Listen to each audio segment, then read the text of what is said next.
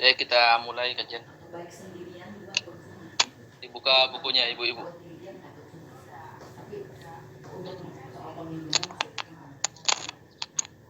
Buka hadis nomor 6327. Kitab apa? Kitab Bukhari. Iya. Babnya? Kitab Da'wat. Apa tuh? Cari aja nomor hadisnya biar lebih cepat ketemu. 6.000 berapa? Nomor hadis 6328 atau 27.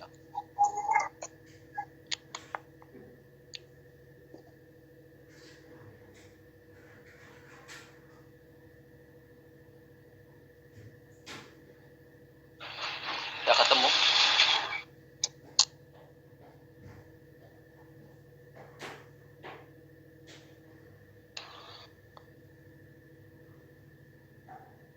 Udah ketemu ibu? Belum Ustaz, 6328 ya? Ya, 6328. Halaman 781 Bu, bisa tali sama. Ustaz, saya tuh yang aslinya tuh ini apa kan rayap, jadi belum punya aslinya. Saya terjemahan ini. Terjemahan. Biasanya hampir sama itu biasanya kalau tidak ketemu hadis nomor 6300. Di situ. Sudah dilihat dalamnya? Halamannya yang punya terjemahan halaman berapa ya? Babnya aja berapa apa? Sudah nggak bisa? Di depan. Kitab apa Ustaz? Kitab bab apa kitab? Kalau kitab berarti lebih besar. Kalau bab judul. Iya. Ya. Kitab. Kitabnya kitab dakwat tentang doa-doa. Oh, doa-doa. Oke. Ya. Babnya doa dalam sholat.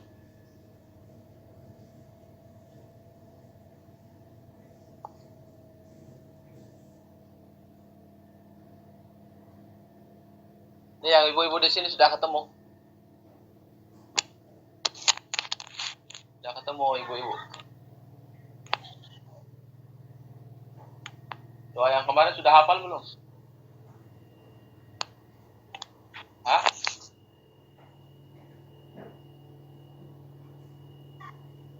Kalau tidak hafal, Allahumma inni zalamtu nafsi. Belum.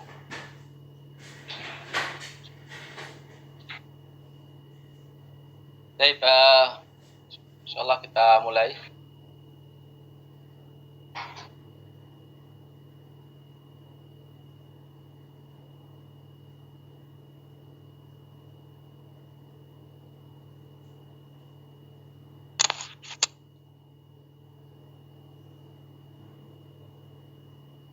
Bismillahirrahmanirrahim.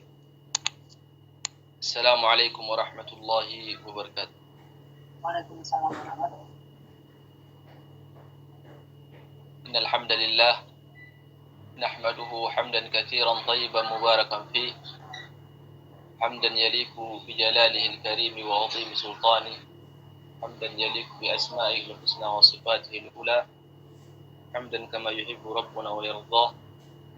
Asyhadu an la ilaha illallah wa asyhadu anna Muhammadan 'abduhu wa rasuluh wa khaliluhu wa safiyuhu la nabiyya wa la rasula ba'dah. Allahumma 'allimna ma yanfa'una wanfa'na ma 'allamtana warzuqna ilma. Rabbi shrah li sadri wa yassir li amri wahlul 'uqdatam min lisani yafqahu qawli. Thumma amma ba'd. Alhamdulillah, puji syukur atas nikmat Allah Subhanahu wa taala. Pagi hari ini kita dipertemukan di dalam Majlisul Iman, Majlis Sahih Al-Bukhari dalam Kitab Da'wat. Insyaallah kita akan melanjutkan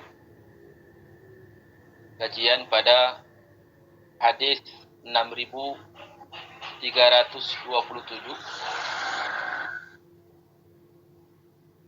babnya babud doa di shalah.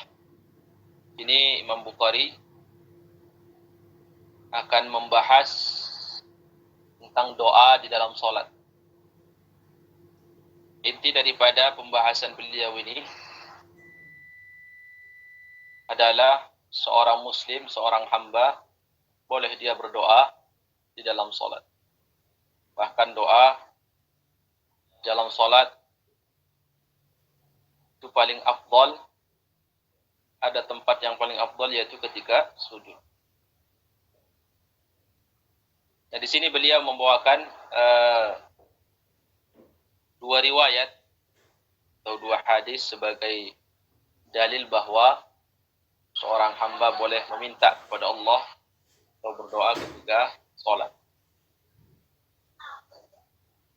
Kemarin yang terakhir kita bahas adalah hadis Abu Bakar As-Siddiq radhiyallahu anhu, di mana doanya ketika minta diajarkan kepada Nabi, "Alimni du'aan ad'u bihi fi sholati." Ajarkan kepada saya doa yang bisa saya panjatkan jika saya lagi sholat. Nah, beliau mengajarkan doa, "Allahumma inni zalamtu nafsi zulman katsiran wa la yaghfiru dzunuba illa anta faghfir li maghfiratan min 'indika warhamni innaka antal ghafurur rahim." Kemudian kita akan membahas hadis nomor 6327. Qala al-Imam al-Bukhari rahimahullah, haddatsana Ali haddatsana Malik ibn Su'air haddatsana Hisham ibn Urwah an abihi an Aisyah radhiyallahu anha, wa la tajhar bi salatika wa la tukhafit biha unzilat fid du'a. Ini di sini Aisyah radhiyallahu anha mengabarkan bahwa ayat ini yang berbunyi wala tajhar bi salatika wala tukhafit biha. Janganlah kamu angkat suaramu dan jangan juga kamu terlalu sembunyikan atau pelankan. Artinya standar antara diangkat dan dipelankan. Jangan terlalu pelan dan juga jangan terlalu keras.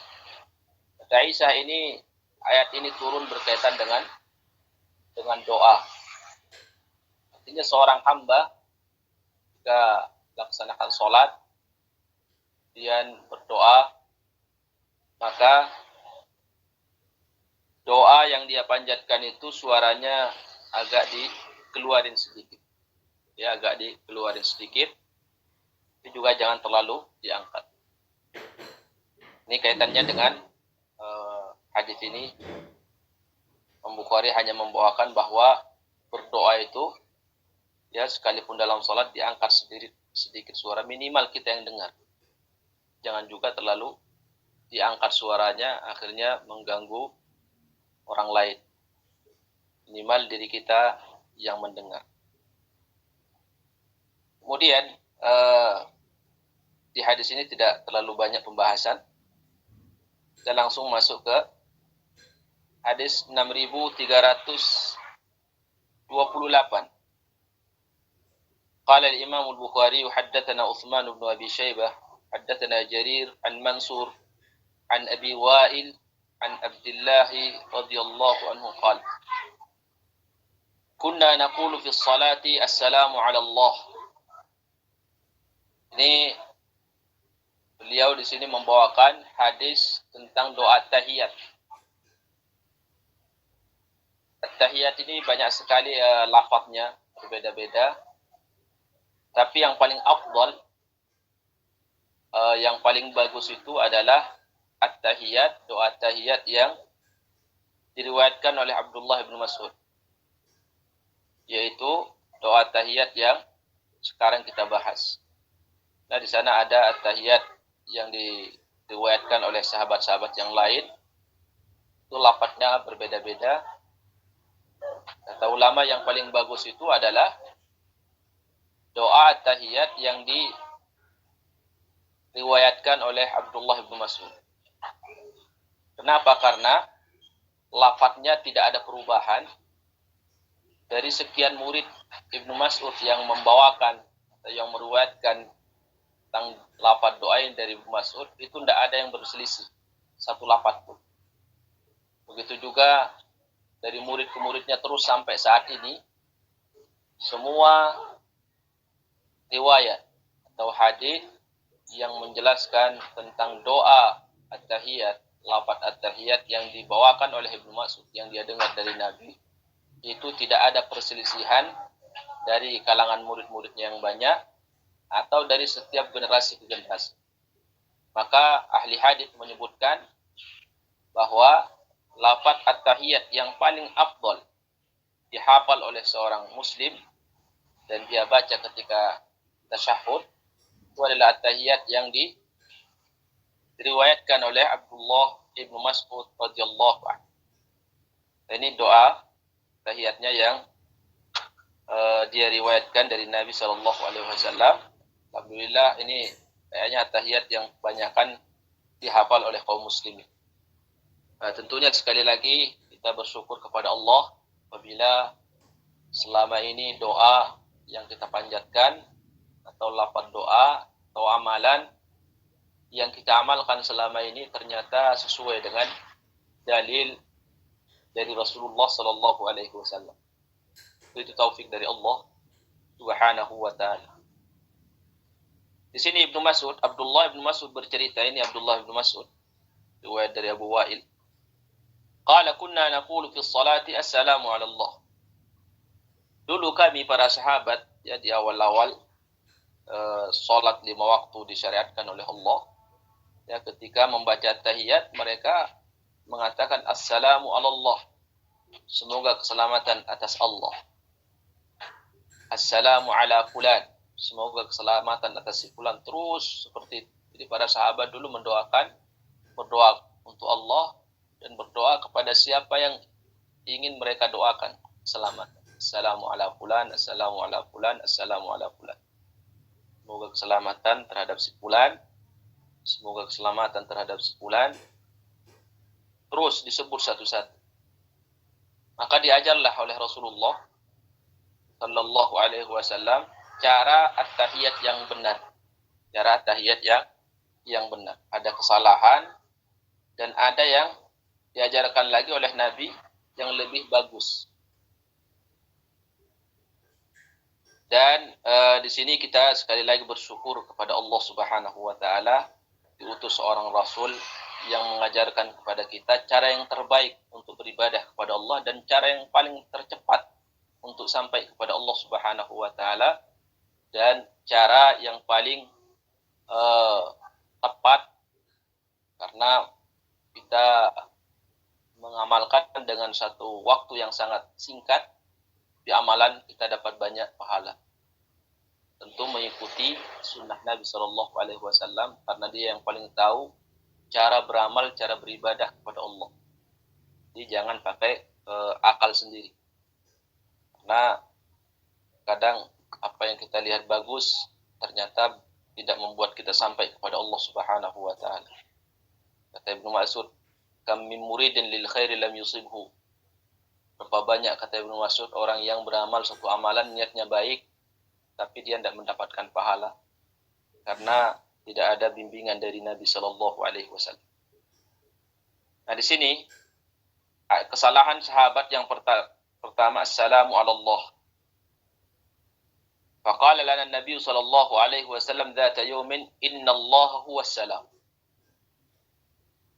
Wahai para sahabat sekalian, kata Nabi, saat kalian mengatakan assalamu ala Allah, semoga keselamatan atas Allah, itu tidak tepat kata Nabi.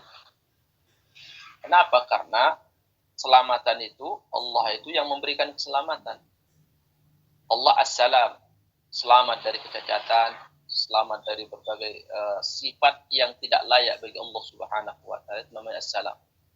Dia yang memberi keselamatan kepada kaum muslimin, pada hambanya keselamatan pada jasadnya, keselamatan pada ruhnya, keselamatan pada pemahamannya dari penyakit pemahaman yang menyimpang, akidah yang tidak lurus. Kemudian dari semua makna keselamatan yang didapatkan oleh seorang hamba, Allah yang memberikan. Maka ketika para sahabat mengatakan assalamu Allah, semoga keselamatan atas Allah, itu langsung diluruskan oleh Nabi Shallallahu Alaihi Wasallam bahwa itu lafaz yang tidak benar. Maka Rasulullah mengatakan Inna Allah huwassalam. Tadi diajarkan oleh Nabi. Fa idza qa'ada ahadukum fis shalah. Apabila salah seorang di antara kalian duduk, maksudnya duduk at-tahiyat ketika salat, ini kita bisa bayangkan andaikan agama ini Allah serahkan kepada kita tata cara beribadah sesuai yang kita inginkan. Oh, ini macam-macam cara beribadah. Ya. Alhamdulillah kita dibimbing oleh Nabi Sallallahu Alaihi Wasallam. Maka jangan bosan, senantiasa mencari hadis Rasulullah Sallallahu Alaihi Wasallam. Nabi kemudian mengajarkan kepada para sahabat ridwanullahi alaihim, kata beliau, fa idza qa'ada ahadukum fis salati falyaqul. Apabila salah seorang di antara kalian duduk tahiyat ketika salat, falyaqul, hendaklah dia membaca doa seperti ini. Apa at-tahiyyatu lillahi was-salawatu? Kalau di situ tidak ada, nanti di riwayat lain. Tapi semuanya saya kira mungkin antum yang hadir sudah hafal. Ya, doa tahiyat. At-tahiyyatu lillahi was-salawatu wat-thayyibat. Assalamu alayka ayyuhan nabi wa rahmatullahi wa barakatuh. Assalamu alayna wa ala ibadillahi as-salihin. Asyhadu an la ilaha illallah wa asyhadu anna Muhammadan abduhu wa rasuluh. Baik. Sejenak kita membahas tentang makna daripada kalimat at-tahiyat yang kita ucapkan ketika salat supaya membuat doa kita lebih berbobot dan kita saat membacanya juga lebih khusyuk kalau kita tahu maknanya. Kalimat at-tahiyatu lillahi, makna secara zahirnya ya, itu at-tahiyat hanya untuk Allah. Kata Hasan al-Basri rahimahullah, dulu orang-orang jahiliyah itu memberikan at-tahiyah, yaitu penghormatan terhadap patung-patung mereka, berhala mereka, dengan mengatakan al-baqa'u al-baqa'u laka ad-daib. Ya, kekekalan hanya milikmu selamanya. Kekekalan hanya milikmu selamanya. Maka orang beriman diajarkan oleh Nabi Shallallahu Alaihi Wasallam cara untuk apa? Mengagungkan Allah Subhanahu Wa Taala, memberikan tahiyah, penghormatan terhadap Allah Subhanahu Wa Taala, pemuliaan terhadap Allah. Namanya tahiyah. Kalau di bahasa kita, tegur sapa ketika ketemu sama orang. Kalau orang kafir, ya gimana kabar, ya, atau mungkin halo. Kalau kita tidak, assalamualaikum. Kita orang beriman itu assalamu alaikum. Tapi kebanyakan kita ketika ini mendahului dengan halo juga, terbawa. Itu at-tahiyat, nama penghormatan. Kita di dalam sholat, kata Ibnu Qayyim rahimahullah, subhanallah, doa at-tahiyat ini ibarat ibarat muqaddimah pada setiap khutbah. Jadi dia ibarat apa? Ibarat gerakan sholat yang diamalkan oleh seorang hamba. Itu ketika di penghujung sholat, ya, itu seorang hamba memposisikan dirinya di hadapan Allah Subhanahu Wa Taala sebagai hamba yang sangat fakir, miskin, butuh terhadap Allah. Maka dia berikan at-tahiyatu lillah. Segala bentuk penghormatan yang baik itu hanya milik Allah Subhanahu Wa Taala. Itu makna at-tahiyat. At-tahiyatu lillahi was-salawatu. Was-salawatu itu pendapat yang paling kuat dari sekian pendapat. Ulama mengatakan maknanya adalah semua ibadah salat yang dilaksanakan oleh seorang hamba itu hanya milik Allah Subhanahu Wa Taala. Maka termasuk kesyirikan kalau seorang melaksanakan salat diperuntukkan selain Allah. Seorang hamba di situ takrir tauhidnya, ya, memberikan pengakuan bahwa semua ibadah salat itu hanya milik Allah Subhanahu Wa Taala, hanya berhak diperuntukkan pada Allah Subhanahu Wa Taala. Wassalawatu lillahi wat-thayyibat. At-tayyibatu itu dari kalimat tayyib. Dari kalimat tayyib, yang baik. Semua makna yang baik hanya milik Allah Subhanahu wa taala. Sifat yang baik hanya milik Allah. Semua sifat yang baik hanya milik Allah Subhanahu wa taala. Semua perbuatan yang baik hanya milik Allah Subhanahu wa taala, dan semua nama-nama yang baik hanya milik Allah Subhanahu wa taala. Jadi itu makna wat-tayyibatu. Wat-tayyibat. Tayyibat yang baik-baik. Sifat, nama, perbuatan. Jadi ketika kita mengatakan membaca at-tahiyyatu lillahi. Kayak sekali lagi saat membaca doa ketika sholat, itu jangan cepat-cepat. Biar jangan jadi rutinitas sekedar latihan bibir. Ya. Karena pengaruhnya sama hati sedikit. Beda halnya kalau kita membaca dengan pelan. At-tahiyyatu lillahi. Sambil kita menghadirkan maknanya at-tahiyyatu, segala penghormatan yang agung dan mulia hanya milik Allah Subhanahu wa taala. Sebagaimana orang kafir mengagungkan memberikan at-tahiyyat, penghormatan terhadap berhala mereka, orang beriman diajarkan oleh Nabi Shallallahu alaihi wasallam untuk memberikan penghormatan terhadap Allah dengan kalimat at-tahiyyatu. Karena di situ jama' at-tahiyyatu, semua penghormatan yang mulia lillah, hanya milik Allah Subhanahu wa taala. Was-salawatu wat-tayyibat. Segala salat, semua salat itu hanya diperuntukkan untuk Allah, dan semua yang baik hanya milik Allah Subhanahu wa taala. Tayyibatu lillah, sifatnya, namanya, perbuatan. Jadi tidak ada perbuatan Allah yang tidak baik. Tidak ada sifat Allah yang tidak baik, dan tidak ada nama Allah yang tidak baik.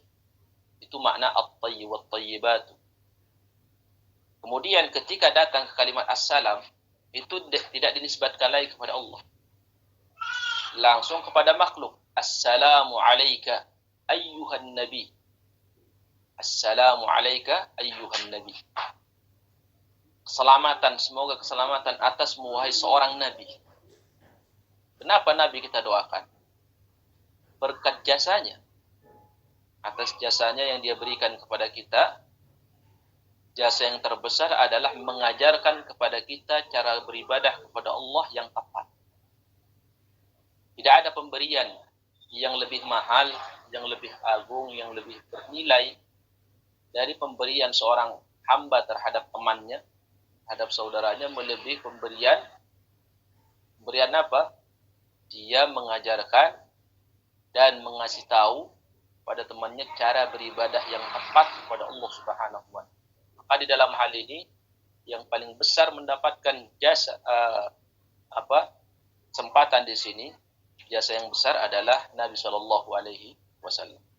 Makanya ulama kita mengatakan nikmat yang paling terbesar yang Allah berikan kepada umat ini setelah Al-Quran adalah Nabi-Nya Muhammad Shallallahu alaihi wasallam. Maka kematian Rasulullah juga sebagai musibah yang terbesar bagi umat ini. Assalamu alayka ayyuhan nabi. Semoga keselamatan atasmu wahai Nabi, wa rahmatullahi, dan semoga rahmat Allah bagimu, wa barakatuhu, dan keberkahan. Ya, keberkahan semua makna kebaikan. Berkah itu artinya apa? Kita berdoa kepada Allah, semoga Allah senantiasa memberikan kebaikan dan menetapkan kebaikan itu pada dirinya dan terus menambah. Itu namanya, jadi ketika kita berdoa kepada Allah untuk teman kita, barakallahu laka, itu maknanya, makna keberkahan itu artinya yang pertama kita meminta kepada Allah semoga Allah memberikan dia kebaikan-kebaikan baik dunia dan akhirat.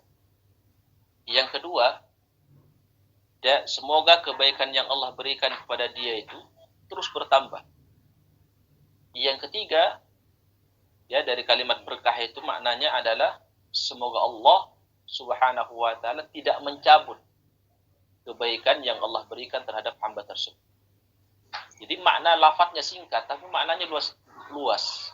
Maka ketika kita paham maknanya, itu akan membantu kita lebih khusyuk ketika membaca doa tersebut. Ya. Assalamu alayka ayyuhan nabi wa rahmatullahi wa barakatuh. Assalamu alayka ayyuhan nabi wa rahmatullahi wa barakatuh.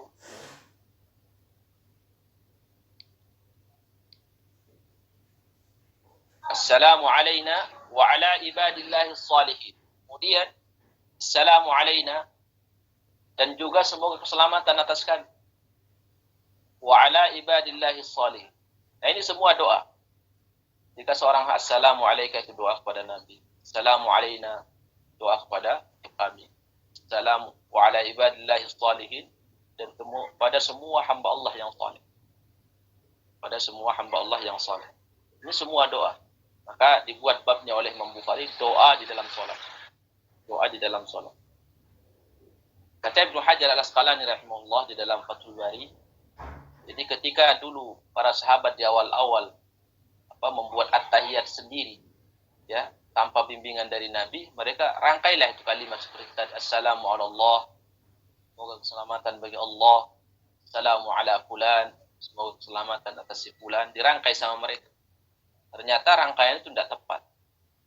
Maka dihapus satu oleh Nabi, assalamu ala Allah, jangan dipakai lagi. Tidak tepat. Sekalipun kalian anggap baik. Coba bayangkan bagaimana para sahabat menilai sebuah amalan itu baik. Ya. Tapi tidak ada panduannya, tidak ada dasar. Ternyata apa? Ternyata itu salah. Nah, kalau orang setingkat sahabat, generasi sahabat aja melakukan kesalahan yang mereka anggap itu benar dalam syariat, bagaimana dengan kita? Maka sering ulama mengulang-ulang. Ya, pastikan apa yang Anda amalkan itu ada dalil. Karena tidak semua apa yang kita anggap baik itu diterima oleh Allah. Maka dihapus oleh Nabi, jangan dipakai lagi. Kemudian para sahabat menyebut nama teman-temannya satu-satu, assalamu ala fulan, mungkin kalau namanya Ali, assalamu ala Ali, assalamu ala Muhammad, assalamu ala Abdillah, terus disebut. Itu kan panjang jadi. Maka diganti oleh Nabi dengan wa ala ibadillahi salihin. Dan keselamatan juga atas hamba-hamba Allah yang saleh. Nah, subhanallah, di sini ada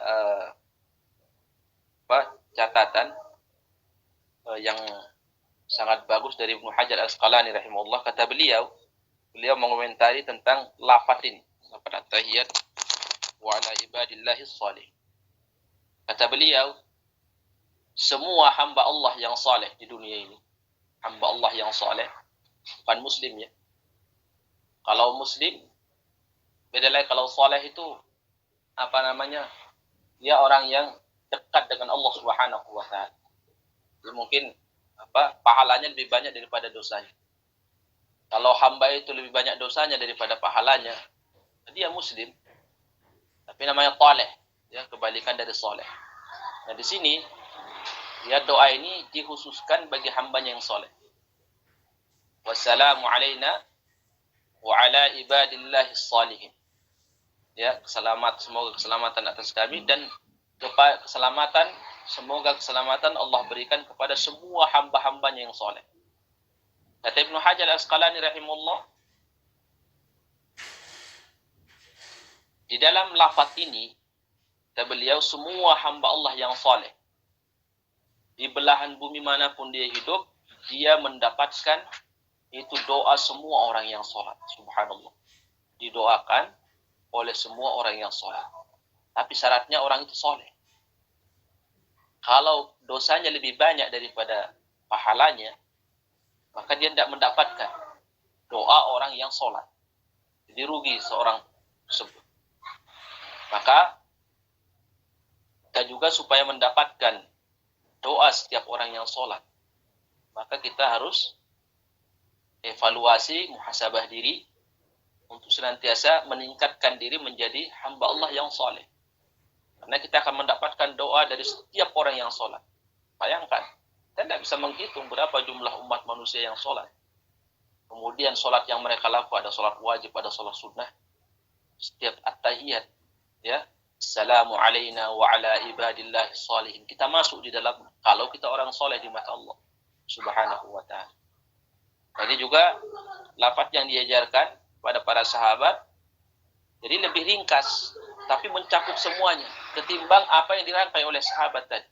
Assalamu ala fulan, assalamu ala fulan. Kalau 10 orang didoakan, apalagi 100 orang, kan jadi panjang sholat. Diganti oleh Nabi. Langsung dengan lafaz yang semuanya kena. Dengan lafaz yang singkat. Wa ala ibadillahi sholihin. Dan kepada hamba Allah yang soleh. Kalau pada sebulan disebut, jangan-jangan si fulan yang kita doakan keselamatan itu menurut kita dia soleh. Tapi di hadapan Allah dia tidak soleh. Kan berarti kan salah. Ya. Di sini diberikan kekhususan atau syarat wa ala ibadillahi soleh. Pasti tepat itu. Berarti siapa yang tidak soleh tidak dapat keselamatan. Wa asyhadu anna Muhammadan abduhu wa rasul. Ini terakhir at-tahiyat. Sekali lagi ini at-tahiyatnya Ibnu Mas'ud. Bagi antum yang hadir dengar at-tahiyatnya seperti ini, bersyukur kepada Allah Subhanahu wa taala. Karena ini at-tahiyat sekali lagi yang paling afdal dibaca oleh seorang muslim ketika duduk at-tahiyat. Yaitu at-tahiyatnya Abdullah bin Mas'ud. Maksudnya Abdullah bin Mas'ud mendengar dari Nabi seperti itu. Karena ada at-tahiyat yang diriwayatkan oleh sahabat yang lain. Setelah at-tahiyat, thumma yatakhayyar min at-thana'i ma syaa. Kalimat at-thana dalam riwayat lain min ad-du'a. Nah, di sini diajarkan setelah selesai kita berdoa kepada Allah Subhanahu wa taala, meminta kepada Allah Subhanahu wa taala. Nah, di sini di kajian Bukhari yang malam itu sudah pernah kita bahas bahwa doa salawat Ibrahimiyah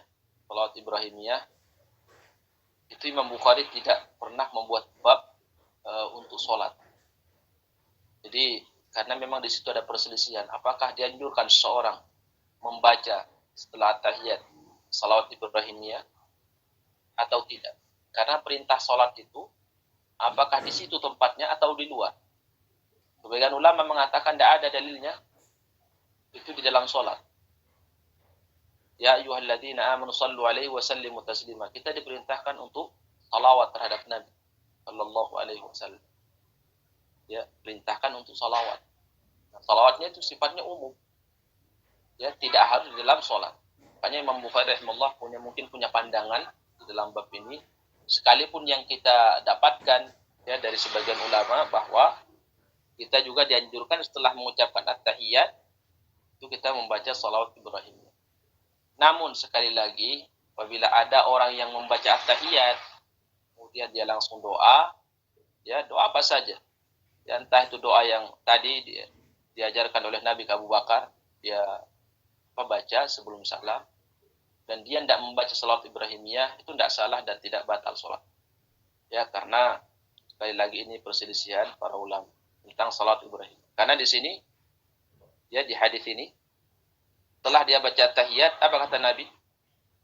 Ya terakhir kan at-tahiyat wa asyhadu an la ilaha illallah wa asyhadu anna Muhammadan abduhu wa rasul. Kemudian kata tsumma. Kalimat tsumma ini itu maknanya kemudian. Ya, maknanya itu kemudian. Itu artinya urut. Setelah at-tahiyat langsung disuruh doa oleh Nabi. Silahkan dia doa yang dia inginkan. Baik itu doa yang dia rangkai dari dirinya sendiri, atau doa yang dia hafal dari Al-Quran, atau dari hadis Nabi. Nah, Nabi silahkan diucapkan, dipanjatkan, dibaca sebelum salam. Sebelum salam. Berarti di mana salawat Ibrahimiyah? Tidak ada. Ini yang dijadikan dalil oleh sebagian ulama bahwa setelah at-tahiyat langsung doa. Ya, langsung doa. Salawat di mana? Di luar salat. Tapi sebagian ulama mengatakan dianjurkan juga salawat Ibrahimiyah. Setelah at-tahiyat baru setelah itu doa. Intinya ini perselisihan pendapat. Maknanya kalau kita berusaha misalkan pas duduk at-tahiyat cuma membaca at-tahiyat setelah itu doa kemudian salam lupa salawat Ibrahimiyah tidak ada masalah. Ya, tidak ada masalah dan salatnya sah. Dari 3 riwayat ini ya di sini Imam Bukhari menegaskan bahwa di dalam sholat seorang hamba boleh berdoa. Dan ini kita sudah paham semua. Doa apa yang kita panjatkan sebelum salam? Tadi, doa yang diajarkan kepada Abu Bakar oleh Rasulullah. Allahumma inni zalamtu nafsi. Makanya dihafal. Karena kalau tidak dihafal, apa yang mau diamalkan? Kemudian doa minta apa? Minta perlindungan dari 4 perkara. Allahumma inni a'udzubika min adzabil qabri wa adzabin nar. Wa a'udzubika min fitnatil mahya wal mamat. Wa a'udzubika minal ma'sami wal maghram. Ya Allah, berlindung kepadamu dari azab kubur, dari azab neraka. Di seorang muslim, kata Ibnu Qayyim rahimahullah, setelah dia melaksanakan sholat, di akhir sebelum salam, ya udah tinggal memohon kepada Allah. Memohon dari kejelekan. Dan inti kejelekan itu, yang paling berbahaya adalah azab kubur dan azab neraka. Beserta sebab-sebabnya. Maka seseorang diminta untuk berlindung kepada Allah dari azab kubur. Ini dalil bahwa azab kubur itu ada. Kemudian minta perlindungan dari azab neraka. Neraka nanti hari kiamat. Kemudian berlindung dari fitnah yang merupakan penyebab seseorang diazab di kubur dan di neraka. Wa a'udzubika min fitnatil mahya wal mamat. Dan aku berlindung kepadamu min fitnatil mahya wal mamat wa min fitnatil masihid dajjal. Berlindung dari fitnah kehidupan dan kematian dan fitnah dajjal. Fitnah dajjal ini luar biasa. Fitnah itu kan ujian. Fitnah di dalam agama itu adalah semua perkara yang akan menjatuhkan dan membuat agama seorang hamba rusak disebut fitnah. Makanya seorang berlindung kepada Allah dari fitnah kehidupan. Apa saja yang dia alami di dalam kehidupan ini yang akan membuat agamanya rusak, dia berlindung kepada Allah Subhanahu wa ta'ala. Nah, lebih ngeri lagi, itu adalah fitnah saat kematian. Apa fitnah saat kematian itu? Su'ul khatimah. Su'ul khatimah. Dan ini tidak mungkin seorang hamba bisa memperbaiki, karena sudah tidak ada kesempatan memperbaiki fitnah saat orang itu wafat di akhir hidup. Dia su'ul khatimah, bagaimana dia memperbaiki? Jadi kalau orang mendapat fitnah, agamanya rusak, selama dia masih hidup, itu masih yatadara, masih bisa dia dapatkan dengan cara bertobat kepada Allah Subhanahu wa ta'ala. Nah, bagaimanapun sekalipun ada peluang atau pintu tobat, seorang muslim tetap berdoa kepada Allah Subhanahu wa ta'ala. Baik, di sini sekali lagi sebelum salam dianjurkan untuk berdoa. Silahkan doa yang dihafal, baik di dalam Al-Quran atau di hadis Nabi, atau kita rangkai sendiri dengan bahasa Arab. Baik itu kebaikan dunia atau kebaikan akhirat. Itu kita diberikan kebebasan. Makanya Nabi di hadisnya summa yatakhayyar. Silahkan dia pilih doa yang ingin dia baca sebelum salam. Ini makna dari pembahasan dari bab ke-17, bab du'ai fi shalah. Ya. Kemudian kita masuk ke bab ke-18. Bab 18 ini beliau melanjutkan bab du'ai ba'da shalah. Bab du'ai ba'da shalah. Sini beliau membawakan dua riwayat. Pertama adalah riwayat Abu Hurairah, hadis Abu Hurairah maksudnya. Yang kedua hadis Muawiyah bin Abi Sufyan, Muawiyah bin Abi Sufyan. Hadis Mughirah bin Syu'bah. Mughirah bin Syu'bah menuliskan doa untuk Muawiyah bin Abi Sufyan. Ini kalau kita baca judul yang dibuat oleh Imam Bukhari rahimahullah, bab doa ibadah salat. Bab doa setelah salat. Yang kita tahu bahwa doa setelah salat itu tidak dianjurkan. Atau mungkin tidak sunnah. Karena tadi doanya itu sebelum salam. Makanya diantara yang diingkari oleh Ibnu Qayyim al-Jauziyah, beliau mengatakan bahwa doa habis salat itu tidak ada sunnah. Tapi di sini Al-Imam Al-Bukhari mengatakan bab doa ibadah salat. Bab doa setelah salat. Dan nanti kita akan bahas bagaimana pandangan Imam Bukhari rahimahullah berkaitan dengan orang yang doa setelah salat wajib. Setelah salat wajib. Karena yang dia maksud di sini setelah salat wajib. Baik, saya bacakan hadisnya. الإمام البخاري رحمه الله حدثني إسحاق أخبرنا يزيد أخبرنا ورقاء عن سمي عن أبي صالح عن أبي هريرة رضي الله عنه قالوا يا رسول الله ذهب أهل الدثور بالدرجات والنعيم المقيم قال كيف ذاك قال صلوا كما صلينا وجاهدوا كما جاهدنا وأنفقوا من فضول أموالهم وليست لنا ما أموال. Di sebagian sahabat yang miskin di zaman Nabi datang melapor kepada Rasulullah iri mereka. Iri dengan orang kaya, tapi irinya dalam bab tertentu. Yaitu iri terhadap orang kaya yang menghabiskan hartanya untuk bersedekah. Ya, bukan iri karena orang kaya ini banyak hartanya, kemudian megah rumahnya, bukan itu yang dipermasalahkan oleh sahabat. Yang dikhawatirkan oleh para sahabat itu kalah mereka dalam bab pahala. Ini orang-orang miskin kalangan sahabat. Maka mereka datang kepada Rasulullah mengatakan, wahai Rasulullah, ini orang kaya borong pahala ya Rasulullah. Borong derajat yang tinggi dan borong surga. Dan Nabi, gimana itu? Kok bilang seperti itu kalian? Maka mereka buat perbandingan. Jadi perbandingan pahala yang mereka buat. Bukan perbandingan harta. Pahala.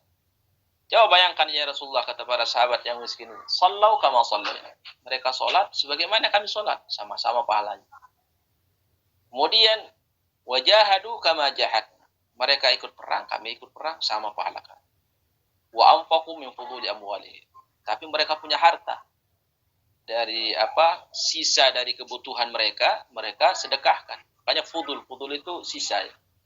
Sisa maksudnya seorang itu kalau dia punya harta, maka dia yang pertama kali dia penuhi adalah kebutuhan rumah tangganya.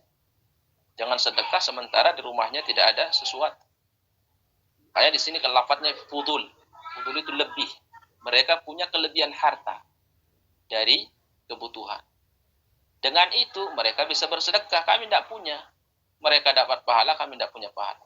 Nah, ini yang masalah yang dipermasalahkan oleh sahabat-sahabat yang miskin di zaman Nabi. Maka Rasulullah memberikan mereka solusi supaya pahala mereka sama antara orang miskin dengan orang kaya. Karena Allah itu Maha Adil. Kata Nabi, afala ukhbirukum bi amrin tudrikuna man kana qablakum wa tasbiquna man jaa ba'dakum. Apakah mau saya kabarkan kepada kalian di mana kalian bisa mengejar, tudrikuna mengejar. Bisa mengejar orang-orang yang sudah mendahului kalian. Maksudnya dalam bab pahala kalian ketinggalan, bisa kalian kejar. Wa tasbiquna man jaa ba'dakum. Dan kalian bisa mengalahkan orang yang datang setelah kalian. Apa kata Nabi? Wala ya'ti ahadun bimithli ma ji'tum bihi illa man jaa bimithli. Siapapun yang beramal ya dengan amalan lain selain amalan ini, kata Nabi, tetap kalian kalahkan mereka. Kecuali orang itu mengamalkan apa yang kalian amalkan sama. Itu amalan yang akan saya sampaikan kepada kalian. Subhanallah. Ternyata apa? Amalannya ringan banget. Tusabbihuna fi duburi kulli salatin 10. Jadi kalian mengucapkan subhanallah, subhanallah, subhanallah 10 kali. Alhamdulillah, alhamdulillah, alhamdulillah 10 kali. Allahu Akbar 10 kali. Dan ini salah satu zikir yang boleh diucapkan. Jadi kalau misalkan kita keburu-buru mau kemana, kita pakai zikir yang manis. Nah, ini juga sahih. Nah, kata Rasulullah terhadap para sahabat, kalau kalian membaca doa ini, kalian sama dengan orang kaya yang berinfak dengan hartanya. Subhanallah.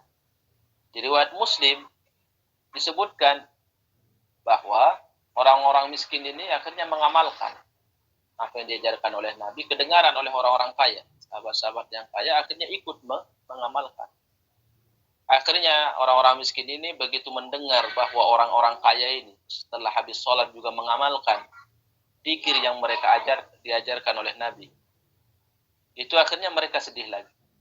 Mereka datang lagi kepada Rasulullah ngadu. Ya Rasulullah, saudara-saudara kami, orang-orang kaya ini dengar zikir yang engkau ajarkan kepada kami orang-orang miskin. Akhirnya mereka juga mengamalkan. Gimana solusinya ya Rasulullah? Akhirnya Nabi mengatakan, "Dzalika fadlullah yu'tihi may yasha." Ya udah, gimana lagi kata Nabi? Itu adalah rahmat Allah, Allah berikan kepada mereka. Nah, di sini diajarkan kita dalam agama ini, karena kehidupan ini tidak semuanya sama, ya. Jadi ada orang diberikan kelebihan, ada orang diberikan kekurangan. Semuanya sama-sama punya doa, punya zikir masing-masing, doa untuk menenangkan hati masing-masing. Apa itu? Jadi orang yang diberikan kelebihan oleh Allah dan orang diberikan kekurangan, ini semuanya ada peluang untuk berbuat dosa, untuk bermaksiat kepada Allah Subhanahu wa ta'ala. Maka supaya kedua-duanya, yang diberikan kekurangan tidak bermaksiat, yang diberikan kelebihan tidak bermaksiat. Ya, kelebihan apa saja. Ya, orang punya harta berarti diberikan kelebihan harta. Ada orang diberikan, berarti kebalikannya orang miskin. Orang tampan berarti orang yang jelek. Orang cantik juga orang jelek. Kebalikannya seperti orang yang kuat berarti orang lemah. Orang alim, orang jahil. Itu seperti itu, semuanya kelebihan. Dan semuanya ada peluang untuk berbuat dosa. Makanya di dalam surah Al-Furqan ayat 20 Allah Subhanahu wa taala berfirman, "Waja'alna ba'dakum li ba'din aduwan waja'alna ba'dakum li ba'din fitnatan. Atasbirun?" Sebagian kalian, kata Allah, kami jadikan sebagai fitnah, ujian bagi sebagian yang lain. Maka pertanyaan Allah, atasbirun? Apakah kalian bisa sabar? Kalau kalian sabar berarti kalian lolos dari ujian tersebut. Imam Al-Qurtubi rahimahullah ta'ala menyebutkan bahwa makna ayat tersebut, Allah menjadikan sebagian kita sebagai ujian bagi sebagian yang lain. Maknanya orang yang diberikan kelebihan, ujian bagi orang yang diberikan kekurangan. Orang yang diberikan kekurangan, itu ujian bagi orang yang diberikan kelebihan. Maka pertanyaannya sama-sama ditanya oleh Allah. Atasbirun, apakah kalian sabar wahai orang yang diberikan kelebihan? Apakah kalian sabar wahai orang yang diberikan kekurangan, supaya kalian sama-sama selamat? Bagaimana caranya? Maksiat apa yang bisa mereka lakukan dengan kelebihan yang diberikan dan kekurangan yang diberikan? Orang yang diberikan kelebihan, itu peluang maksiatnya terhadap orang yang diberi kekurangan adalah merendahkan. Ya, merendahkan dan menghinakan dan melecehkan. Orang kaya sama orang miskin, orang cantik sama orang jelek, ya. Orang kuat biasanya menghina orang lemah. Orang alim, orang jahil yang dihina. Itu dihina. Maka dalam bab ini bagaimana semua orang yang diberikan kelebihan supaya selamat dari penghinaan dan perendahan tersebut, ya, as-sukhriyah, itu dia harus bersikap seperti Nabi Sulaiman alaihissalam. Nabi Sulaiman dikisahkan oleh Allah ketika diberikan kemampuan salah satu umatnya saat itu bisa memindahkan istana Ratu Bilqis dari Yaman dengan sekejap mata sampai ke Palestina. Maka Nabi Sulaiman mengatakan seperti ini. Kata Nabi Sulaiman, "Hadza min fadli Rabbi." Semua kelebihan yang saya dapatkan ini pemberian Allah. Liyabluwani, sebagai ujian bagi saya, aashkuru am akfur. Apakah saya bisa mensyukuri atau mengkufuri? Ini kata para ulama sikap orang yang diberikan kelebihan. Orang yang diberikan kelebihan saat bertemu dengan orang yang mendapatkan kekurangan, diberikan kekurangan, dia bilang supaya apa? Supaya dia tidak menjatuhkan orang, tidak merendahkan. Ya, kelebihan apapun. Orang alim misalnya ketemu sama orang jahil, kan ada peluang. Maka dia saat itu mengucapkan zikir atau ucapan yang disebutkan Nabi Sulaiman. Hadza min fadli Rabbi liyabluwan. Ini Allah memberikan ilmu ini kepada saya sebagai bahan ujian. Apakah saya mensyukuri atau mengkufuri? Tapi ke orang yang diberikan kekurangan, sebaliknya. Maksiat apa yang bisa dia lakukan? Hasad, dengki. Ya. Rata-rata orang miskin dengki sama orang kaya. Rata-rata orang jahil itu terkadang dengki sama orang alim. Kadang ada itu, dan itu banyak. Nah, kedengkian itu supaya seseorang bisa selamat hatinya dari kedengkian, dia baca apa yang diajarkan oleh Nabi, dzalika fadlullah yu'tihi man yasha. Setiap kita melihat ada orang di atas kita diberikan kelebihan, kita bilang itu pemberian Allah. Allah sudah memberikan, Allah ridho pemberian itu terhadap dia. Masa saya tidak ridho apa yang Allah ridho?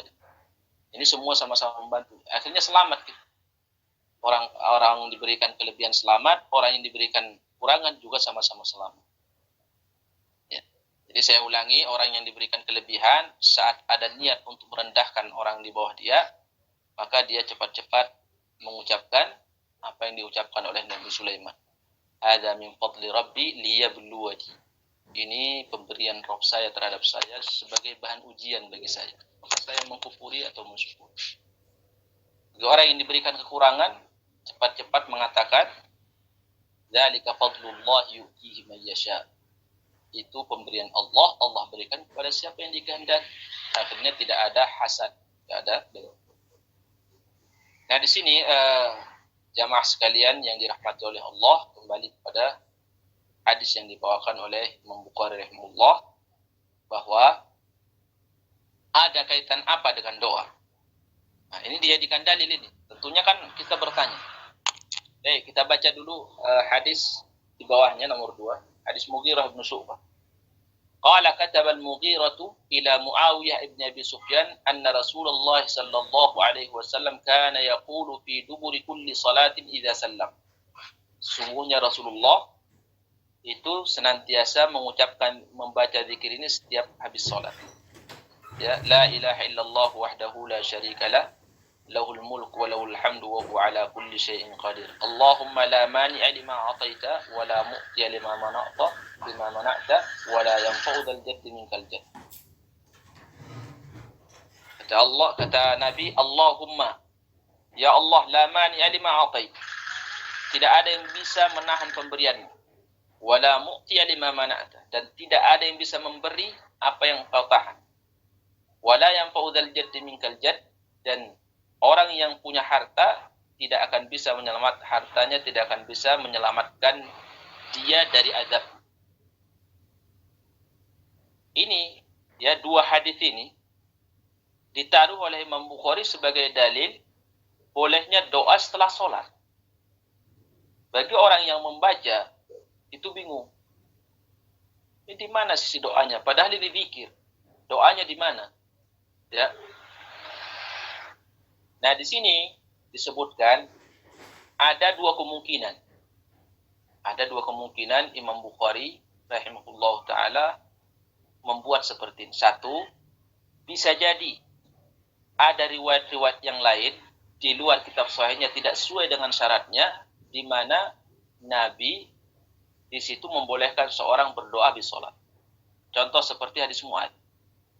Kata Nabi terhadap Mu'ad, ya Mu'ad, inni uhibbuka fillah. Wahai Mu'ad, saya cinta kepadamu karena Allah. Fala tada'anna dubura kulli salatin an taqul. Maka pesan saya, kata Nabi, jangan sekali-kali kamu tinggalkan setiap habis salat kamu membaca doa ini. Allahumma a'inni ala dzikrika wa syukrika husni ibadah. Allahumma a'inni ala dzikrika. Ya Allah, bantulah aku untuk senantiasa mengingat. Allahumma inni ala dzikrika wa syukrika, dan bantulah aku untuk senantiasa mensyukuri nikmat, wa ala husni ibadatika wa husni ibadati, dan bantulah aku untuk senantiasa bisa memperbaiki ibadah padamu. Jadi kita perintahkan untuk senantiasa memperbaiki ibadah yang kita amalkan selama ini. Jangan sampai kita biarkan begitu saja. Kalau dalam bab dunia aja kita tidak ridho, ekonomi kita seperti ini aja, bagaimana dengan ibadah kita? Orang setiap hari memikirkan gimana ekonominya berkembang, dunianya, hartanya berkembang. Dan seharusnya lebih daripada itu agama. Tidak boleh kita biarkan sholat kita seperti ini aja. Kemudian cara ibadah kita, keyakinan kita. Tidak ada keinginan untuk memperbaiki. Padahal modal kita yang kita butuhkan, modal hidup di dunia ini lebih kecil daripada modal untuk kehidupan akhirat kelak. Karena kehidupan panjang. Baik. Di sini hadis Mu'ad jelas ini doa. Jelas ini doa diajarkan oleh Nabi kepada Mu'ad. Cuman sebagian ulama berselisih apakah dibaca sebelum salam? Ya, doa Mu'ad ini, Allahumma inni ala dzikrika wa syukrika wa husni ibadatika. Sebagian ulama menafsirkan ini doa sebelum salam. Sebagian lagi menafsirkan itu setelah salam. Nah, kalau ini setelah salam berarti di sana ada doa setelah salam. Boleh seorang berdoa setelah sholat. Kemudian yang kedua, kata Ibnu Hajar al-Asqalani rahimahullah, bisa jadi Imam Bukhari rahimahullah bermaksud bahwa orang yang berzikir sama orang berdoa itu sama. Kalau orang yang berzikir, kalau kita tanya, kenapa kamu berzikir kepada Allah? Sekarang, kenapa kita memuji Allah Subhanahu wa Ta'ala? Karena kita menginginkan sesuatu dari Allah, ya, keselamatan, kebaikan dunia akhirat. Maka kita puji Allah Subhanahu wa Ta'ala. Kenapa kita tidak langsung minta? Kenapa kita dengan berzikir kepada Allah Subhanallah, Subhanallah sampai 10 kali? Alhamdulillah sampai 10 kali. Allahu Akbar sampai 10 kali. Kenapa tidak langsung berdoa? Karena ada riwayat. Kata di Sunan At-Tabrani, ya, situ ada lafaz hadis qudsi, kata Allah Subhanahu wa ta'ala, ini sudah pernah saya sampaikan. Man syaghalahu dzikri an mas'alati a'taituhu aktsara mimma a'taitu sa'ilin. Kata Allah, barang siapa yang tersibukkan dirinya zikir kepadaku sehingga dia tidak punya kesempatan untuk meminta kepadaku, kata Allah, maka saya berikan kepada dia lebih banyak apa yang saya berikan kepada orang yang meminta. Makanya Allah Subhanahu wa Ta'ala senang memuji dirinya, dan Allah senang apabila seorang hamba terus memuji Rabb, berzikir kepada Rabbnya, memuliakan Rabbnya, sehingga dia lupa untuk meminta kepada Rabb karena sibuk memuji Allah Subhanahu wa Ta'ala. Maka balasannya, kata Allah, akan saya berikan dia sebuah pemberian lebih banyak dari orang yang langsung meminta. Makanya kalau kita lihat kehidupan orang-orang saleh dan para ulama rahimahullah dan para nabi, ya, kisah-kisah dalam Al-Quran, itu mereka lebih banyak zikirnya, lebih banyak memuji Allah ketimbang meminta. Ya, dan Rasulullah itu menyatakan seperti itu, bahwa Nabi SAW itu sering berzikir kepada Allah Subhanahu wa Ta'ala. Kata Aisyah radhiyallahu anha, kana an-nabiy sallallahu alaihi wasallam yadhkurullah ala kulli ahyani. Nabi di setiap waktunya terus berzikir kepada Allah. Dan terkadang juga Nabi meminta, berdoa kepada Allah Subhanahu wa Ta'ala. Artinya apa? Artinya seseorang hamba saat dia berzikir kepada Allah habis sholat dan dia baca zikir-zikir ini sama halnya dia dengan meminta. Maka justru sebaliknya, kalau dia langsung zikir, akhirnya lupa dia meminta kepada Allah, dia akan diberikan oleh Allah lebih banyak daripada orang yang meminta. Maka disinilah dijadikan kesimpulan oleh Imam Bukhari istinbat hukum bahwa apa yang didapatkan oleh orang yang berzikir itu sama seperti orang yang mendapatkan apa yang dia panjatkan, apa yang dia minta pada Allah Subhanahu wa Ta'ala. Maka kesimpulannya, kalau seorang berdoa habis sholat boleh, kata Imam Al-Bukhari. Ya, boleh seorang berdoa setelah sholat wajib. Nah, sekalipun sekali lagi banyak ulama yang mengatakan kalau mau doa, doalah sebelum salam. Karena itu jelas hadisnya dan jelas sunnahnya, jelas perintahnya. Tapi kalau habis salam, ya, kalau habis salam itu masih berdasarkan istinbat. Nah, kalaupun kita mengambil pendapat bahwa doa tidak disunnahkan habis sholat wajib, ya, kemudian kita melihat ada saudara kita mengambil pendapat boleh seperti Imam Bukhari rahimahullah, kita jangan kemudian mengingkari. Karena seperti yang tadi saya sampaikan, bahwa doa itu sebenarnya sama dengan zikir. Dan ini yang membuat Imam Bukhari rahimahullah judulnya dia buat bab doa ba'da shalah. Bab doa setelah salat. Di sana ada pendapat Imam Ahmad rahimahullah. Beliau pernah ditanya oleh salah satu muridnya, jadi cara berzikir itu setelah seseorang salam, ini untuk memadukan hadis-hadis yang ada. Jadi setelah kita ini salam, assalamualaikum warahmatullahi kanan, assalamualaikum warahmatullahi ke kiri, kita langsung baca astagfirullah 3 kali. Kemudian kita membaca Allahumma antas salam wa minkas salam tabarakta ya dzal jalali wal ikram. Itu sekali. Ya, kemudian setelah itu kita membaca la ilaha illallah wahdahu la syarika la lahul mulku wa lahul hamdu wa huwa ala kulli syai'in qadir. Allahumma la mani'a lima a'taita wa la mu'tiya lima mana'ta wa la yanfa'u dzal jaddi minkal jadd. Kemudian kita baca lagi la ilaha illallah wahdahu la syarikalah lahul mulku wa lahul hamdu wa huwa ala kulli syai'in qadir. La ilaha illallah lahun ni'matu wa lahul fadlu wa lahut thana'ul hasan. Dan seterusnya itu dibaca doa itu, baru setelah itu zikir ini kita baca. Baik, itu kaitan dengan bab ke-18 bahwa seseorang menurut Imam Bukhari rahimahullah boleh berdoa setelah sholat. Masalah boleh ya. Tapi lebih afdal. Kita bicara afdaliyah, lebih afdal seseorang kalau mau berdoalah ketika sujud ya. Atau ketika lagi tahiyat terakhir sebelum salam. Itu dua tempat yang sangat dianjurkan seseorang hamba untuk berdoa kepada Allah Subhanahu wa taala, terlebih sujud. Bagaimana hadis yang sudah sering kita dengar, aqrabu ma yakunu bainal abdi wa rabbi wa huwa sajid. Seorang hamba paling dekat dengan Rabbnya saat dia sujud. Kata Nabi, fa'akthiru fihi du'a maka min an yustajab lakum. Banyaklah di situ doa karena mudah dikabul. Kemudian selanjutnya kita akan masuk ke bab 19. Ya. Saya bacakan. Qala al-Imam al-Bukhari rahimahullah, bab qaulillahi tabaraka wa ta'ala wa salli alaihim. Wa man khassa akahu bid-du'a duna nafsihi. Qala Abu Musa qala an-nabiy sallallahu alaihi wasallam, Allahumma ighfir li Ubayd ibn Abi Amir. Allahumma ighfir li Abdullah ibn Qais min dhanbihi.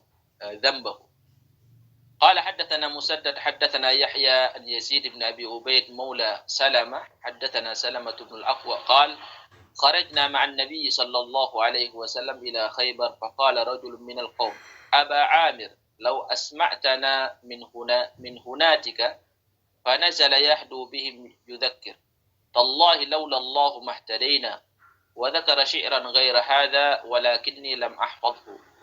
قال رسول الله صلى الله عليه وسلم من هذا السائق؟ قالوا عامر ابن الأكوى. قال يرحمه الله. فقال رجل من القوم يا رسول الله لولا متعتنا به.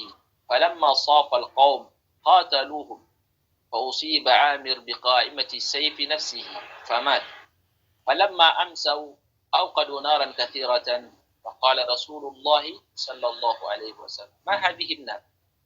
على أي شيء توقدون؟ قالوا على حمر الإنسية. فقال حريقوا ما فيها واكسروها. قال رجل يا نبي الله ألا نهريق ما فيها ونقصدها؟ قال أو ذا. Ini yang bab ke-19 ini penekanannya, pembahasannya adalah bolehnya seseorang berdoa kepada Allah untuk saudaranya secara khusus tanpa dia mengikut sertakan diri.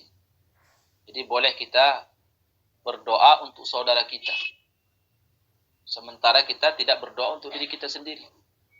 Nah, ini dibuat oleh Imam Bukhari karena di sana ada beberapa riwayat athar dari beberapa sahabat dan ulama tabi'in di mana mereka memakruhkan atau mengatakan kalau kita mau berdoa, jangan doain orang lain dulu. Ya doain dulu diri sendiri, baru setelah itu orang lain. Seperti diriwayatkan oleh dari Umar, dari Ibrahim an-Nakhai, mana mereka menganjurkan kepada seorang kalau mau berdoa, jangan doain orang lain dulu. Ya, kita dulu, diri sendiri. Ibda binafsika. Ya, berdoa untuk dirimu sendiri dulu, baru orang lain. Nah ini dibuat judul ini oleh Imam Bukhari rahimahullah bahwa tidak dilarang seseorang itu langsung berdoa untuk saudaranya tanpa harus mendahului doa itu untuk dirinya sendiri. Di mana dalilnya? Ini dalilnya dibawakan oleh Imam Al-Bukhari rahimahullah. Ya, makanya judulnya wasalli alaihim. Allah perintahkan Nabi untuk berdoa bagi orang-orang yang membawa zakat harta, dan ini juga sunnah ya. Seorang apabila dia menerima zakat harta orang lain, maka dia doakan orang tersebut. Jadi dia doakan ampunan. Sebagaimana di sini Allah memerintahkan Nabi kita untuk mendoakan orang yang menyerahkan zakat hartanya kepada Rasulullah. Wa salli alaihim inna salataka sakanun lahum. Kata Nabi, Saat mereka membawa harta zakat hartanya kepadamu wahai Muhammad, maka doakanlah mereka. Mereka yang membawa zakat itu. Kemudian wa man khassa akhahu bid-du'a'i duna nafsihi. Dan orang yang mengkhususkan saudaranya dengan doa sementara dia tidak mendoakan dirinya sendiri. Ya secara akal lebih afdal orang itu memulai dengan dirinya. Tapi apakah boleh dia langsung mendoakan kebaikan untuk saudaranya sebelum dia mendoakan untuk diri sendiri? Dibolehkan. Yang membuat boleh atau tidak itu dalil. Di sini Allah perintahkan di ayat ini, doakanlah mereka yang membawa zakat hartanya. Allah memerintahkan Rasulullah langsung mendoakan mereka. Dan Allah tidak mensyaratkan kamu Muhammad doa untuk dirimu sendiri dulu, tidak. Nah, di sini ayat jelas, kemudian di sini hadis. Ya, di sini bagaimana Rasulullah mendoakan Amir ibnul Aqwa. Ya, Amir ibnul Aqwa. Sementara Nabi belum mendoakan untuk dirinya sendiri. Jadi mengkhususkan doa untuk teman. Itu dibolehkan. Nah, di sini diceritain oleh Salamah ibnul Aqwa di hadisnya. Salamah ibnul Aqwa ini sahabat Nabi SAW, kenal dengan sahabat pemberani. Salamah ibnul Aqwa. Kata Salamah, kharajna ma'an Nabi SAW ila Khaybar. Kami pernah keluar ya ke Khaybar, waktu perang Khaybar ini maksudnya. Ya, karena perjalanan juga jauh ya dari Madinah ke Khaybar. Faqala rajulun minal qaum. Salah satu sahabat bilang, "Aya Amiru law asma'tana min hunatika." Wahai Amir. Amir bin Aqwa ini saudara Salamah bin Aqwa ya. Amir bin Aqwa ini saudara dari Salamah bin Aqwa. Jadi Salamah ini cerita tentang saudara kandung. Wahai Amir, sahabat ini, tolong kamu hibur kami dengan syair-syair kamu. Karena dia seorang penyair juga. Akhirnya fanazala yahdu bihim yudzakkir. Maka beliau turun dari kendaraannya kemudian sambil membawakan syair untuk menghibur para sahabat di perjalanan. Nah, di antara yang potongan yang dihafal oleh seorang perawi hadis di sini, yang lainnya sisanya dia lupa. Di antara syair yang disampaikan dan diucapkan oleh Amir ibn Aqwa, beliau mengatakan, "Tallahi, demi Allah, laulallahu mahtadaina." Kalau bukan Allah, kita tidak akan mendapat hidayah. Hidayah itu milik Allah Subhanahu wa ta'ala. Kemudian dia menyebutkan syair yang lain, sisanya, tapi perawinya mengatakan, lam ahfad, aku tidak hafal, lupa. Nah, setelah Amir ibn Aqwa ini menyampaikan syairnya, maka Rasulullah tanya, siapa ini? Manis syair? Man hadas syaiqu? Siapa ini yang menyampaikan lantunan syairnya? Sahabat menjawab, Amir ibn Aqwa. Amir ibn Aqwa ya Rasulullah. Kata Nabi, yarhamuhullah. Semoga Allah merahmati dia. Faqala rajulun minal qaum, ya Rasulullah, laula matta'tana bihi. Wahai Rasulullah, kenapa kau tidak membiarkan kami bisa menikmati syair-syair? Apa maknanya?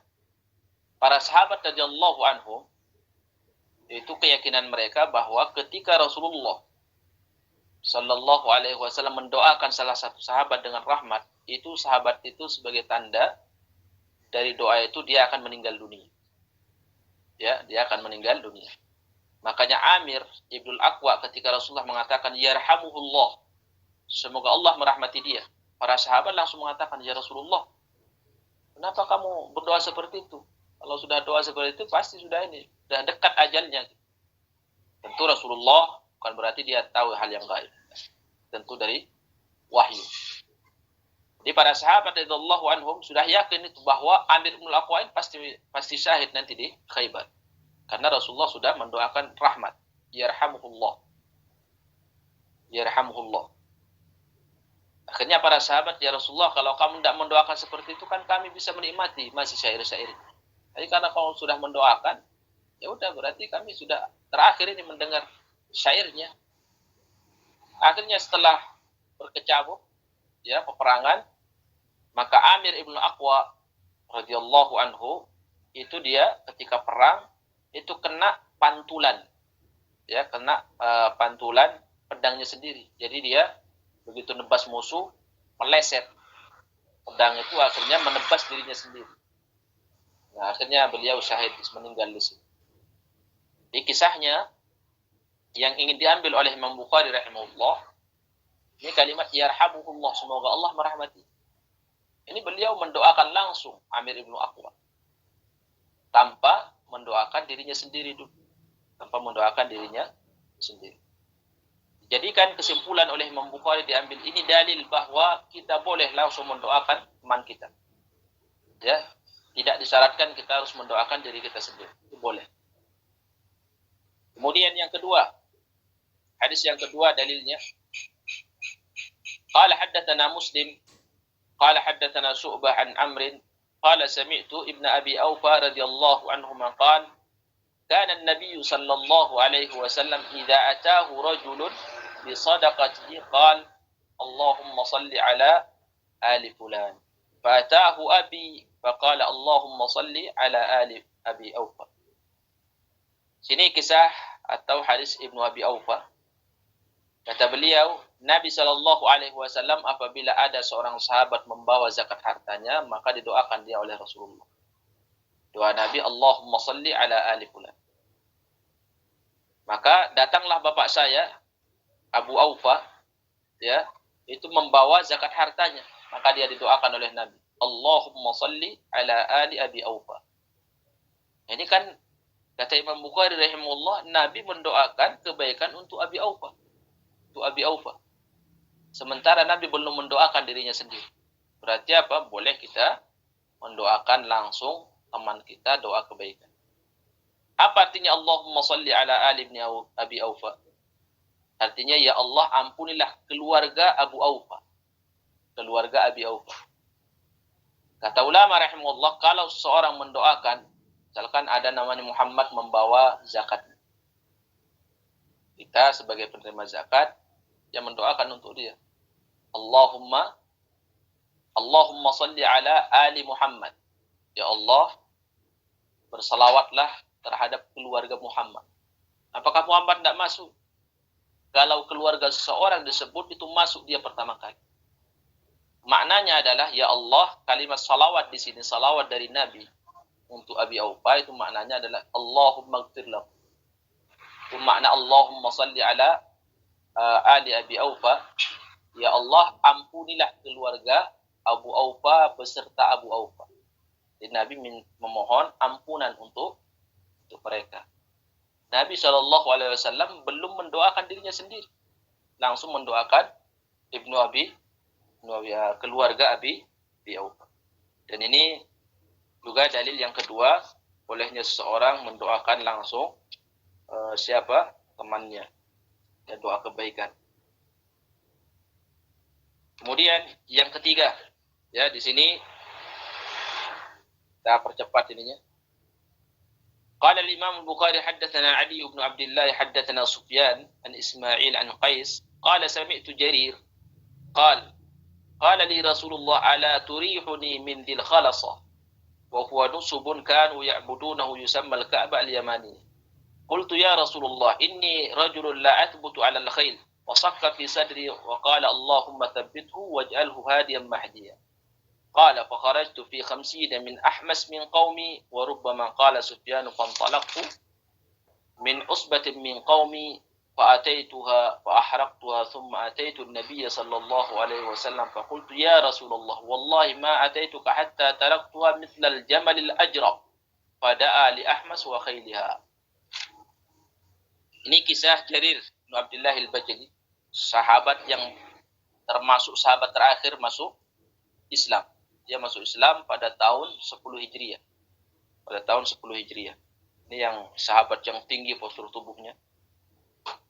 Rasulullah pernah mengatakan kepada saya, wahai Jarir, maukah kamu ya membuat saya tenang dari Dhil Khalasah? Bikin saya tenang dari Dhil Khalasah. Jadi Dhil Khalasah itu adalah patung, ya, yusamma ya'buduna yusamma al-Ka'bah Yamaniyah. Kanu ya'buduna. Jadi patung di arah Yaman. Di jalan arah ke Yaman itu ada patung disembah oleh orang-orang kafir. Nah, keberadaan patung itu membuat Rasulullah resah, tidak pernah tenang. Ini seorang muslim seharusnya seperti itu. Tidak tenang dengan kesyirikan yang ada. Karena Allah Subhanahu wa taala tidak ridha. Wala yarda li ibadihi al-kufr. Allah tidak ridha seorang hamba melakukan kekufuran. Maka apa yang membuat Allah tidak ridha? Orang beriman juga seharusnya seperti itu. Dia meridai apa Allah yang Allah ridai, dia murka apa yang Allah murka. Maka Nabi SAW itu merasa tidak nyaman, ya, merasa tidak nyaman dengan adanya Dzul Khalasah. Maka dia minta kepada Jarir, tolong bikin saya tenang dari Dzul Khalasah. Nah, Jarir mengatakan, ya Rasulullah, saya ini orang yang tidak bisa naik kuda. Maknanya apa? Dia itu kalau di atas kuda katanya layak itu maksudnya bisa jatuh, tidak tetap gitu. Akhirnya ditepuk dadanya oleh Nabi. Setelah itu beliau tenang di atas kuda, tidak jatuh. Maka dia bawa dari kaumnya 50 orang. Kemudian dia menuju ke Dzul Khalasah.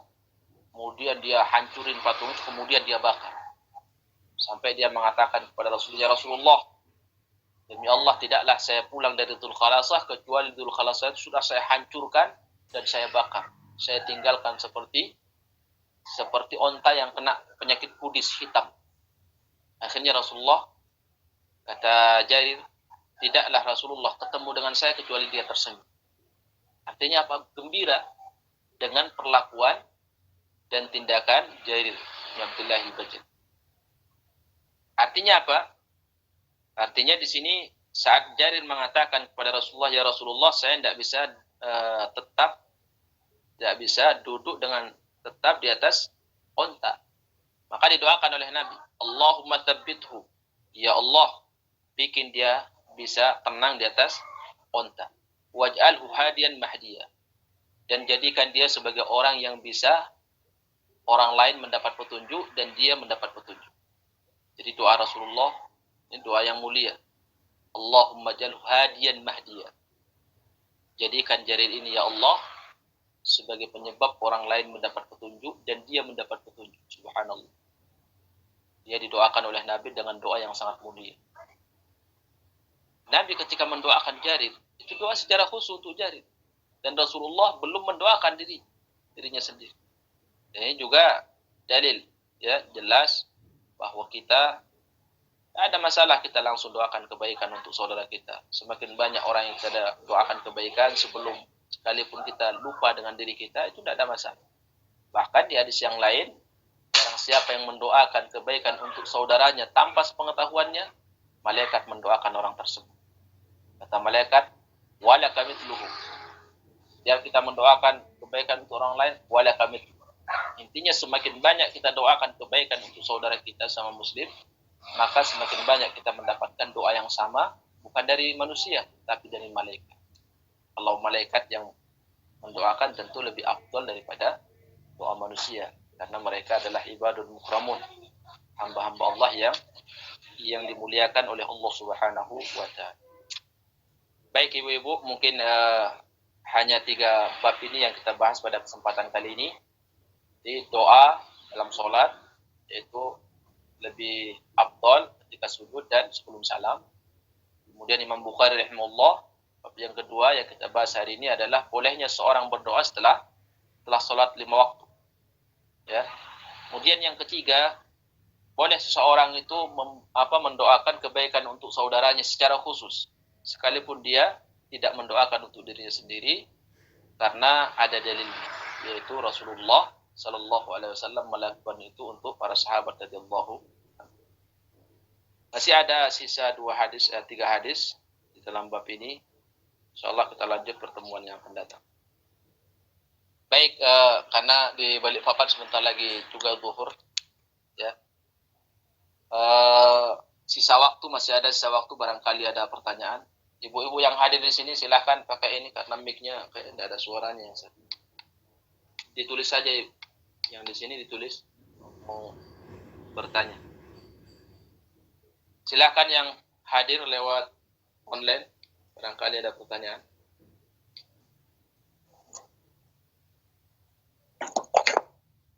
Ustadz, boleh tanya Ustadz? Ya, silahkan. Afwan, Ana pernah mendengar ya bahwa ada doa yang apa tambahannya, jadi gini, Allahumma la mani'a lima a'taita wa la mu'tiya lima manata, tapi tambahannya wala radda lima qadaita wala yang saya jadi jadi radda itu hadisnya mutafaqun alaihi Ustaz. Itu enggak muttafaqun alaihi. Oh, bukan. Ya, kalimat raddanya itu. Iya, Enggak yang ada di enggak ada di lafaz Bukhari. oh enggak ada. Ya, setahu ana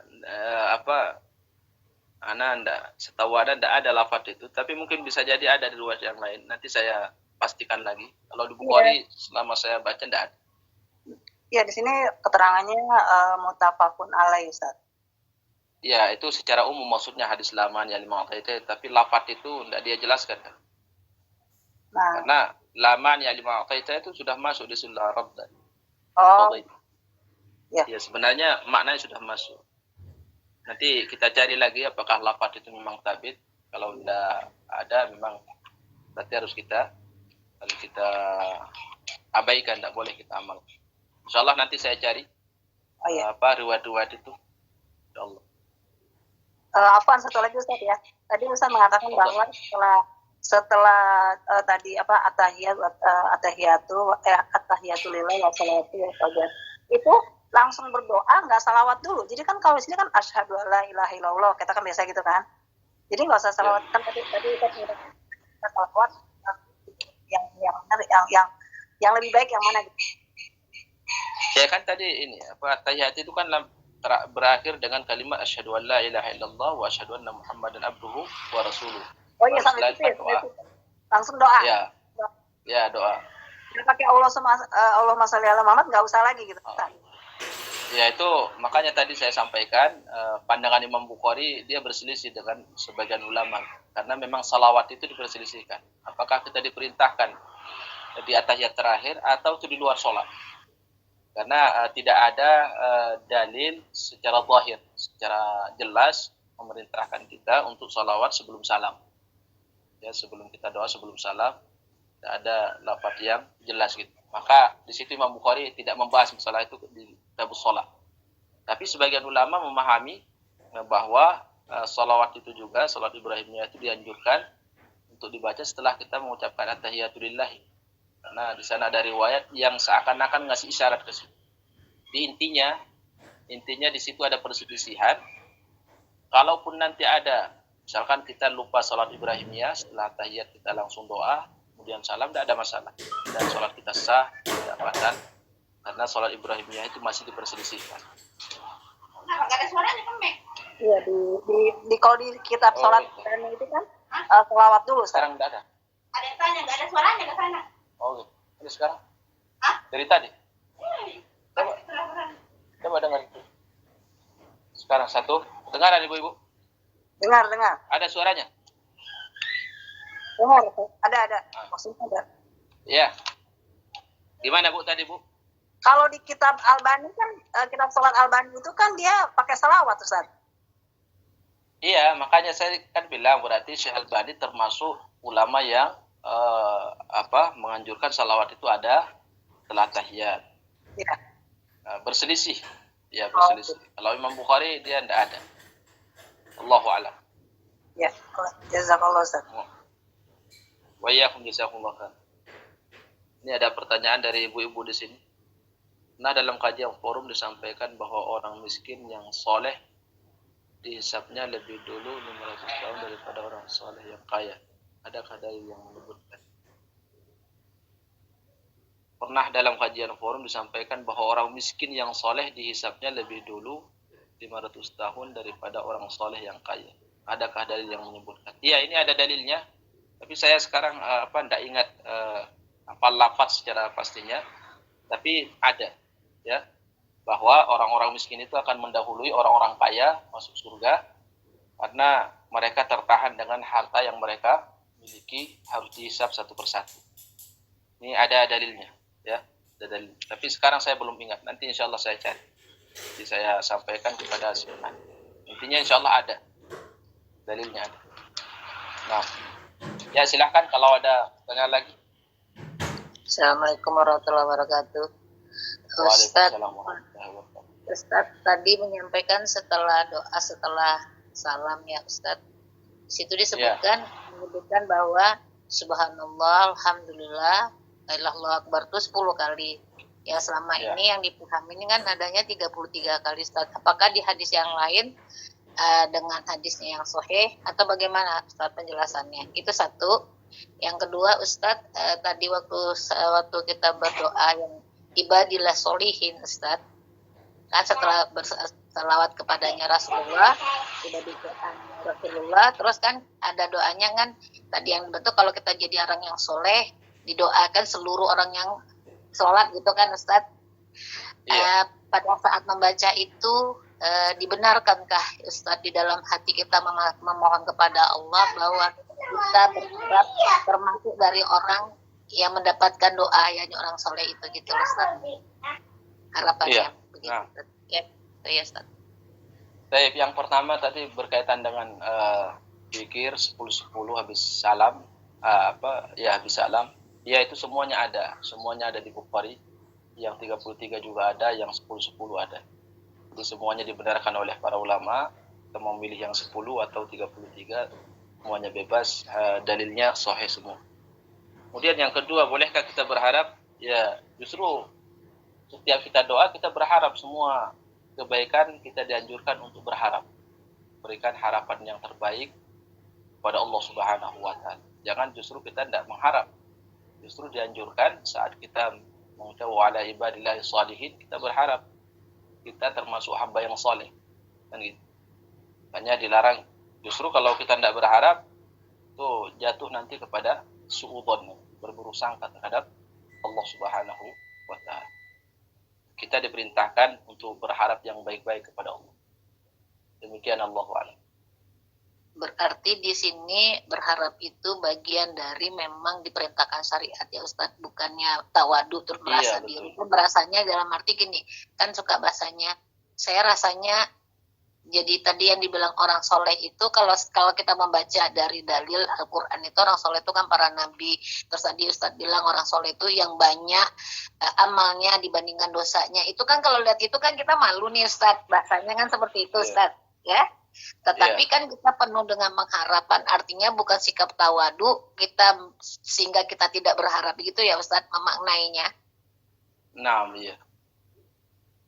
Tapi yang dilarang berharap itu yang disebut oleh ulama sebagai orang yang tertipu adalah orang yang lagi bermaksiat kepada Allah, belum taubat dan maksiatnya terus masih dilaksanakan, dilakukan dengan harapan Allah mengampuni dia.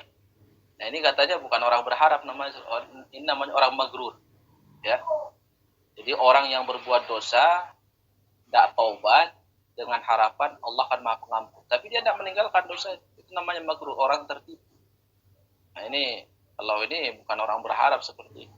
Tapi kalau orang itu dia sudah bertobat dari dosa-dosanya, kemudian berharap kepada Allah, atau dia lagi dalam kondisi beramal soleh berharap kepada Allah, itu memang dianjurkan. Tapi berharap kepada Allah saat lagi bermaksiat, tidak bertaubat, itu namanya magrur, orang yang tertipu. Ustaz jazakallah khair Ustaz, barakallahu fiik. Wa iyyakum jazakumullah khairan.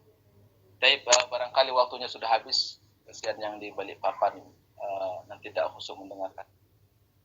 Baik, jazakumullah khairan. Semoga Allah berkahi pertemuan kita pada kesempatan kali ini dan Allah mudahkan kita untuk mengamalkan sunnah-sunnah Nabi SAW dalam kehidupan kita, diberikan keistiqomahan sampai akhir hayat dan dipanggil kita saat dicabut nyawa kita oleh Allah dengan panggilan ya ayyatuhan nafsul mutmainnah irji'i ila rabbika radiyatan mardiyah wadkhuli fi ibadi wadkhuli jannati Allahumma amin. Baik, kita tutup dengan doa kafaratul majlis. Subhanallahumma bihamdika asyhadu an la ilaha illa anta astaghfiruka wa atubu ilaik. Aqulu ma tasma'un. Assalamualaikum warahmatullahi wabarakatuh. Waalaikumsalam warahmatullahi wabarakatuh. Jazakallahu khairan Ustaz. Wa iyyakum jazakumullahu khairan wa barakallahu fikum.